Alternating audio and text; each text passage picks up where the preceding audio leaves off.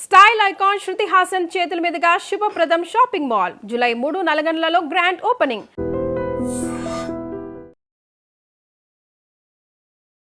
నమస్కారం, welcome to I dream. ధర్మ మార్గం విత్ విజిత కార్యక్రమానికి స్వాగతం.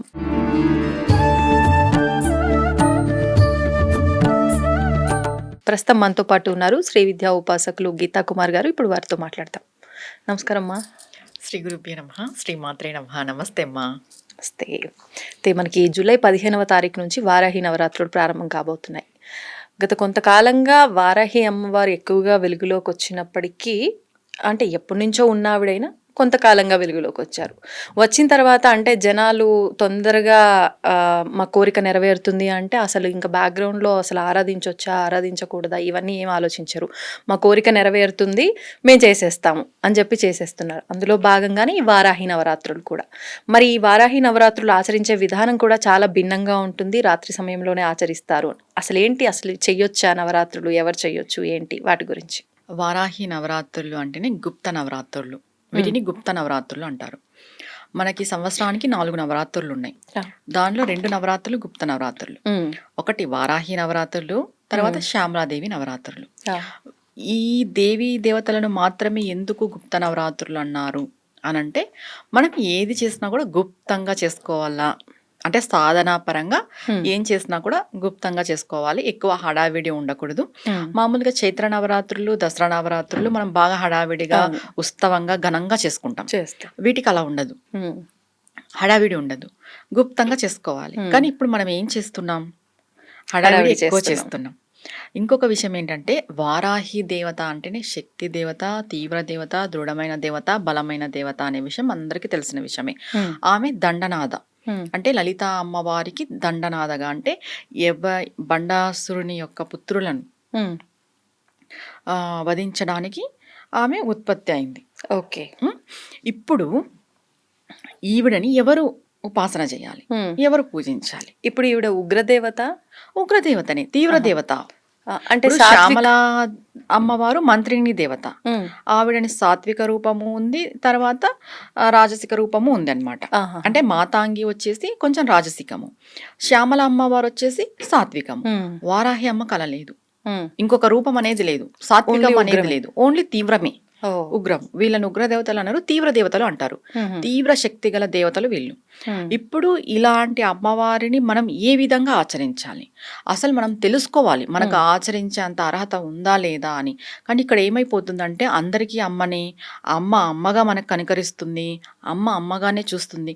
కరెక్టే, అమ్మనే, ఎవ్వరూ లేదని చెప్పలేదు. కానీ నీకు అర్హత ఉందా? ఇప్పుడు లలిత అమ్మవారి శక్తి ఒక శక్తి, ఆవిడ సాత్విక శక్తి. వారాహి అమ్మవారి శక్తి తీవ్ర శక్తి. నువ్వు లలిత అమ్మవారి శక్తిని భరించగలవు, కానీ వారాహి అమ్మవారి శక్తిని నువ్వు భరించగలవా? ఇంకొకటి ఏంటంటే, అనుష్ఠాన పరులు లేదా ఉపదేశం ఉన్న వాళ్ళు సాధకులు లాగా చేస్తున్నారు గృహస్థులు కూడా. ఇది తప్పు. నేను పూజించవద్దు అని చెప్పట్లేదు. గృహస్థులకు ఒక నియమాలు ఉంటాయి, ఉపాసన పరులకు ఒక నియమాలు ఉంటాయి. వారాహి అమ్మవారిని పూజించాలి అంటే ఇప్పుడు గృహస్థులు ఏ విధంగా పూజించాలి? ఇప్పుడు దీక్షగా చేసేవాళ్ళు 9 రోజులు ఉపాసన పరులు దీక్షగానే చేస్తారు, గృహస్థులు కూడా దీక్షగా చేసుకోవచ్చు. దీక్షా నియమాలు ఏంటంటే, మాంసాహారం తినకూడదు, బ్రహ్మచర్యం పాటించాలి, భూషయనం చేయాలి, ఏకభుక్తం ఉండాలి. ఇది ఖచ్చితంగా. ఓకే. ఇప్పుడు ఫస్ట్ గృహస్థులదే చెప్దాం. మీరు అమ్మవారి ఫోటోని పెట్టుకొని అమ్మవారికి ఎర్రటి పుష్పాలతో, ఎర్రటి అక్షంతులతో పూజ చేసుకోవడము, ప్రాణప్రతిష్ఠ చేసుకోవడము. ఇంకొకటి ఏంటి, అమ్మవారి యొక్క 12 నామాలు చదువుకోవడం, అష్టోత్తరం చదువుకోవడం, అమ్మవారికి పానకము, వడపప్పు నైవేద్యం పెట్టడం. అంతే. ఇది గృహస్థులు ఆచరించాల్సింది. నీకు ఉపాసన ఉండి, నీకు గురువు ఉండి, నీకు అమ్మవారి యొక్క మంత్రోపదేశాలు ఉండి, ఇవన్నీ ఉన్న వాళ్ళు ఏం చేస్తారంటే, అమ్మవారిని తీవ్రంగా సాధన చేస్తారు. అంటే రాత్రి పూట. గృహస్థులు ఎప్పుడు చేయాలి? 6 నుండి 7 లోపు పూజ చేసేసుకోవాలి, 9 లోపు. గృహస్థులకి 9 పైన చేసే అర్హత లేదు. రాత్రిపూట పూజలు చేయకూడదు గృహస్థులు. కేవలం సాధకులు, ఉపాసకురాళ్ళు, ఉపాసకుడు మాత్రమే 9 పైన రాత్రిపూట తీవ్రంగా సాధన అనేది చేయబడుతుంది. ఇంకొకటి ఏంటంటే, ఇక్కడ అమ్మవారి మూల మంత్రాలని ఏ గురువు ఉపదేశం లేకోకున్నట్టు చదివేస్తారు ఈ నవరాత్రుల్లో. మనకి ఒక అలవాటు ఏంటంటే మంత్రాలు చదివేటప్పుడు దానిలో బీజాక్షరాలు ఉండాలనుకుంటాము. మనకి ఓం ఫట్ స్వాహాలు ఉండాలా, వషట్లు ఉండాలా, అంటే అట్లా ఉంటేనే ఏదో నన్ను అమ్మవారు కరుణిస్తుంది అనే ఒక దాంట్లో ఉన్నారు వీళ్ళు. అలా ఉంటేనే. కానీ నువ్వు ఒక గృహస్థుడు గృహిణి అనే విషయం మర్చిపోతున్నావు. నీకు గురువు లేరు, నీకు ఉపదేశం లేరు. నువ్వు అలాంటి తీవ్రమైన మంత్రాలను చదవడం ద్వారా నీకు అంత శక్తి లేదు. ఆ మంత్రాలను తట్టుకునే శక్తి నీకు లేదు. అలాంటప్పుడు చదవడం ఎందుకు? చదివి నీకు ఏదో జరిగి దాన్ని అమ్మవారి పైన నిందేసి అవసరం లేదు. గృహస్థులు 12 నామాలు చేసుకుంటే సరిపోద్ది. మంత్రోపదేశం లేని వాళ్ళు, గురువు లేని వాళ్ళు తీవ్రమైన సాధనలకి వెళ్ళవద్దు. రాత్రిపూట సాధన అసలే చెయ్యవద్దు. 9 లోపు చేసుకోండి. ఇప్పుడు మంత్రోపదేశం ఉన్న వాళ్ళ వరకు వస్తాం. అనుష్ఠానం ఉన్న వాళ్ళు మంత్రోపదేశం ఉన్న వాళ్ళు వాళ్ళకి వాళ్ళ గురువు చెప్తారు. ఇప్పుడు వారాహి నవరాత్రులు వస్తున్నాయి, మీరు ఇది చేసుకోండి, ఈ విధంగా చేసుకోండి. మీ గురువు మీకు ఏ విధంగా అయితే చెప్తారో ఆ విధంగా చేసుకోవచ్చు, తప్పులేదు. ఒకవేళ మాకి మంత్రోపదేశం ఉంటుంది, గురువు అందుబాటులో ఉండరు కొంతమందికి. ఇలాంటి వాళ్ళు ఏం చేయాలి అంటే అమ్మవారికి డైలీ కుంకుమార్చన, అమ్మవారికి డైలీ ఆవరణ పూజలు, అమ్మవారి యొక్క మూల మంత్రాలు వీళ్ళకి పఠించేంత అర్హత ఉంటుంది. ఎందుకంటే ఆల్రెడీ మంత్రోపదేశం ఉంటుంది కాబట్టి అమ్మవారి యొక్క మూల మంత్రాన్ని వీళ్ళు పఠించవచ్చు. వీళ్ళు ఏ సమయంలో చేసుకోవాలి అంటే 3 సంధ్యలు చెయ్యొచ్చు ఉపాసకులు. ఇప్పుడు గృహస్థులు 2 సంధ్యలు చేసుకోవచ్చు, ఉదయము సాయంత్రము. ఈ ఉపాసన పరులు, అనుష్ఠాన పరులు 3 సంధ్యలు చేయొచ్చు, ఉదయము, మధ్యాహ్నము, రాత్రి, సాయంత్రము. ఇంకా కొంతమంది 4 సార్లు కూడా చేస్తారు, ఉదయము, మధ్యాహ్నము, సాయంత్రం, రాత్రి కూడా కూర్చుంటారు. లేదమ్మా మేము ఇన్ని సార్లు చేయలేము అని అంటే అనుష్ఠానం ఉన్న వాళ్ళు ఖచ్చితంగా నైట్ చేయాలి. నైట్ అనేది సాధన చేయాలి. కంపల్సరీ ఒక్కసారి చేసినా కూడా వీళ్ళు 9 పైన చేసుకోవచ్చు. 9 నుండి వీళ్ళు రాత్రి అంతా చేసినా వీళ్ళకి ఏం ప్రాబ్లం లేదు. ఎందుకు అమ్మవారిని రాత్రిపూట చేయాలి అని చెప్పారు అంటే గుప్తము అన్నాం ఇక్కడ. ఇక్కడ ఆల్రెడీ గుప్తము అన్నప్పుడు అందరూ తిరిగేటప్పుడు, అందరూ లేచినప్పుడు, అందరూ మాట్లాడేటప్పుడు ఇంట్లో డిస్టర్బెన్స్ చేయకూడదు. ఇది గుప్తం అనేది ఎవరికి వర్తిస్తుంది? అనుష్ఠాన పరులకు వర్తిస్తుంది.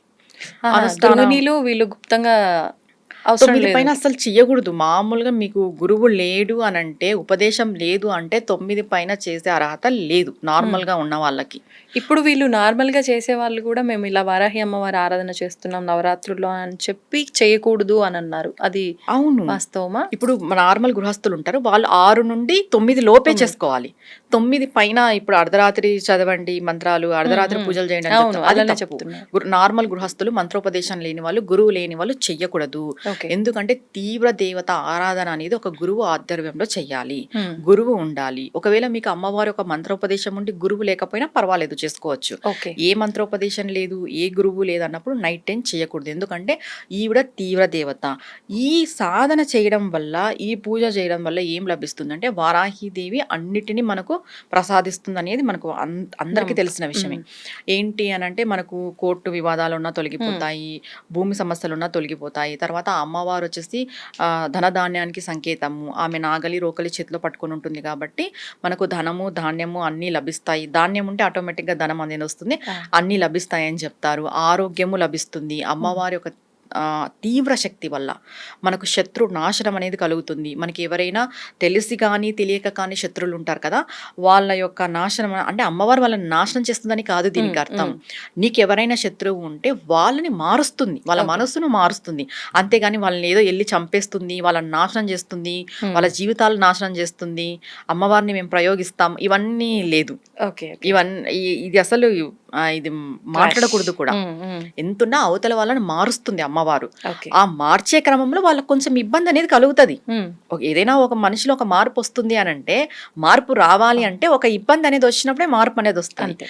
వారాహి అమ్మవారు అది చేస్తుంది. ఇంకొకటి మన మనస్తే మనకి శత్రువు అని మనం ఎప్పుడూ చెప్పుకుంటాం కాబట్టి ముందుగా మన మనస్సులో ఉన్న అపోహలను కానీ, మన మనస్సు వినకపోవడం కానీ, మనం ఏదైనా అధర్మంగా ఉన్నా కూడా అమ్మవారు మనల్ని మారుస్తుంది. ఇంకొకటి అధర్మంగా ఉండి మనం చేయరాని కార్యక్రమంలో అన్ని చేస్తూ కూడా ఈ వారాహి నవరాత్రులు చేస్తే వాళ్ళకి ఖచ్చితంగా అమ్మవారు చూపిస్తుంది.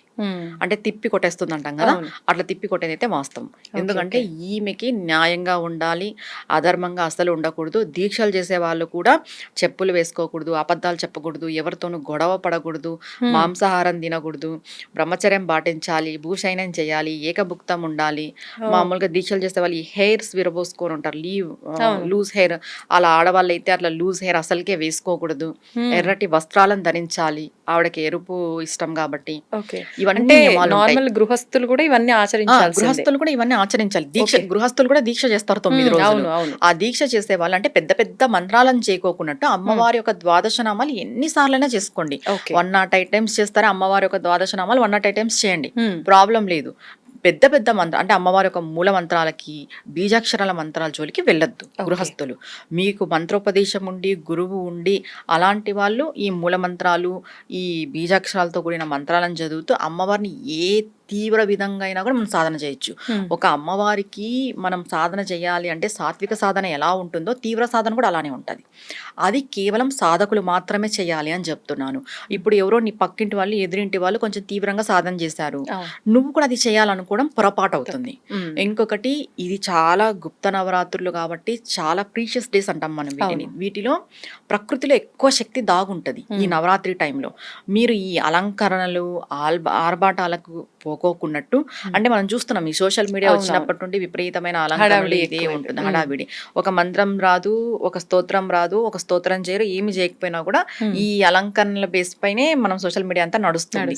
అలా కాకోకున్నట్టు దీన్ని పక్కన పెట్టేసి ఇవి గుప్తంగా చేసుకునే కాబట్టి సాధన పెంచండి. ఇప్పుడు గృహస్థులు అయితే ఇదే ద్వాదశ నామాలని ఎక్కువ సార్లు చేసుకోండి. ఈ ఉపాసకులు సాధన పరులు అయితే మీకు గురువిచ్చిన మంత్రాన్ని చేసుకుంటూ ప్లస్ అమ్మవారి యొక్క మూల మంత్రాలను కూడా ఎక్కువ సార్లు చేసుకోవడం ద్వారా మనకి ఎక్కువ ఫలితము ఉంటుంది. మనం శక్తిని పెంపొందించుకోగలం. అంటే ప్రకృతి నుండి మనకి శక్తి వస్తుంది, అమ్మవారి నుండి మనకి శక్తి వస్తుంది, ఆ మూల మంత్రాలను చదవడం వల్ల మనకు శక్తి లభిస్తుంది. ఇంకొకటి అమ్మవారి యొక్క అనుగ్రహం శీఘ్రంగా అనుభవిస్తాం. ఎందుకంటే ఇవి చాలా చాలా ముఖ్యమైన రోజులు. మనకి సంవత్సరంలో 4 నవరాత్రులు ఉంటే 3 నెలలకు ఒక నవరాత్రి ఎందుకు వస్తుంది అంటే మనల్ని మనం ప్రిపేర్ చేసుకోవడానికి, మనల్ని మనం రెడీ చేసుకోవడానికి, మనం అమ్మవారి యొక్క శక్తికి దగ్గర కావడానికి, అమ్మవారి యొక్క శక్తి మనలో ఇన్బిల్ట్ చేసుకోవడానికి ఒక్కొక్క నవరాత్రి అనేది వస్తుంది. శక్తి అంతా ఒక్కటే కానీ పేర్ల ద్వారా పరివర్తనం చెందుతుంది. ఇప్పుడు చైత్ర నవరాత్రిలో లలితాదేవిగా మనం పూజిస్తాము. ఇప్పుడు వారాహి శక్తి ఒకటే, ఈమె వారాహిగా పరివర్తనం చెందింది, మళ్ళీ దుర్గంగా పరివర్తనం చెందుతుంది, మరి శ్యామలాగా పరివర్తనం చెందుతుంది. అంటే నేచర్లో అమ్మవారి శక్తి మనకి సంవత్సరానికి 4 ఋతువులు ఎలా వస్తాయో ఈ నవరాత్రులు కూడా అలానే వస్తాయి. మన నేచర్కి మనకి అమ్మవారికి ఎప్పుడు కనెక్టివిటీ ఉంటుంది. మనం వీటిని బాగా ఉపయోగించుకోవాలి. ఇక్కడ పెద్ద పెద్ద నైవేద్యాలు పెట్టే అవసరం లేదు. ఈ నైవేద్యాల విషయంలో చాలా మందికి చాలా డౌట్ ఉంటుంది, అమ్మవారికి ఏం పెట్టాలని. మెయిన్గా పానకమే. పానకము, కందదీపం. మీకు కంద దొరికితే కందదీపం పెట్టుకోండి. దీంట్లో మళ్ళీ 9 రోజులు పెట్టాలా, ఒక రోజు పెట్టాలా అనేది కూడా చాలా డౌట్ ఉంటుంది. ఒక రోజు 9 రోజులు, మీకు ఏ రోజు వీలైతే ఆ రోజు. ఒకవేళ పంచమి రోజు పెట్టుకుంటే చాలా మంచిది.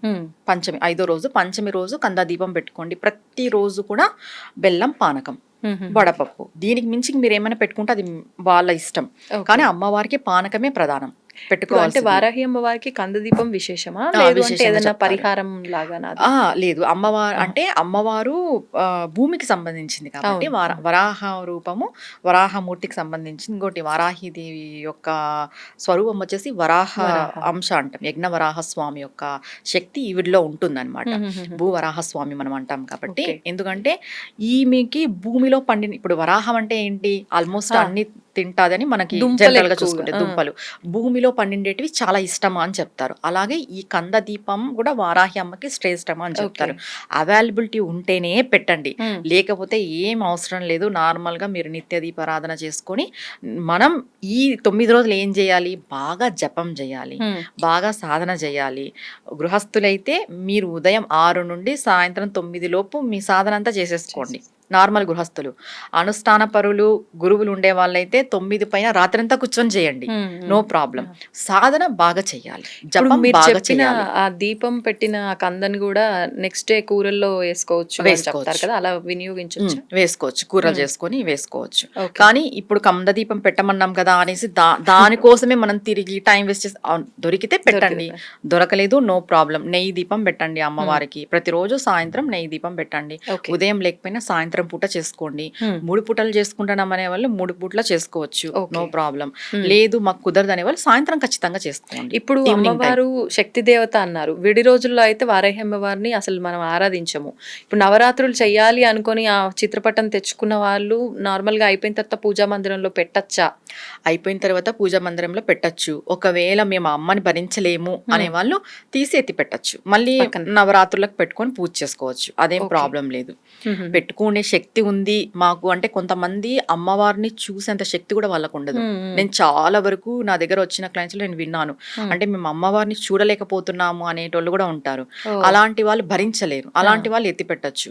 లేదు మేము పెట్టుకుంటాము, నిత్య దీపారాధన చేసుకుంటాము, నిత్యము మేము అమ్మవారికి దండం పెట్టుకుంటామంటే నో ప్రాబ్లం, పెట్టుకోవచ్చు. ఇప్పుడు ఒకవేళ చిత్రపటం కాకుండా కలశ రూపంలో అలా చేసుకుంటాము, చేసుకోవచ్చు. కలశ రూపంలో ఈ 9 రోజులు, ఎందుకంటే ఏ నవరాత్రి అన్నా చేయని మనకి మొదటి రోజు ప్రాణ ప్రతిష్ఠ అనేది మనం చేస్తాం. అవును, అంటే అమ్మవారిని ఆవాహన చేసి అమ్మవారు కుటుంబ సమేతంగా వచ్చి మా ఇంట్లో ఉండాలి 9 రోజులు, మా చేత పూజలు అందుకోవాలని చెప్పేసి ప్రాణ ప్రతిష్ఠ ప్రాసెస్ చేసి మనం అక్కడ కలశ స్థాపన కానీ ఫోటో కానీ విగ్రహం కానీ పెట్టుకుంటాం. విగ్రహాల జోలికి గృహస్థులు వెళ్ళొద్దు. ఫోటో కలశం పెట్టుకోండి శ్రేష్టము. మళ్ళీ పెద్ద పెద్ద విగ్రహాలు పెట్టుకొని ఇబ్బంది పడే వాతావరణం తెచ్చుకోవద్దు. ఇప్పుడు అమ్మవారు అందరికీ అమ్మే, కానీ ఆవిడ తీవ్రమైన అమ్మ, ఇదొక్కటి గుర్తుపెట్టుకోవాలి. ఆవిడ మనల్ని ఎంత త్వరగా శీఘ్రంగా అనుగ్రహిస్తుందో అంత శీఘ్రంగా దండిస్తుంది కూడా.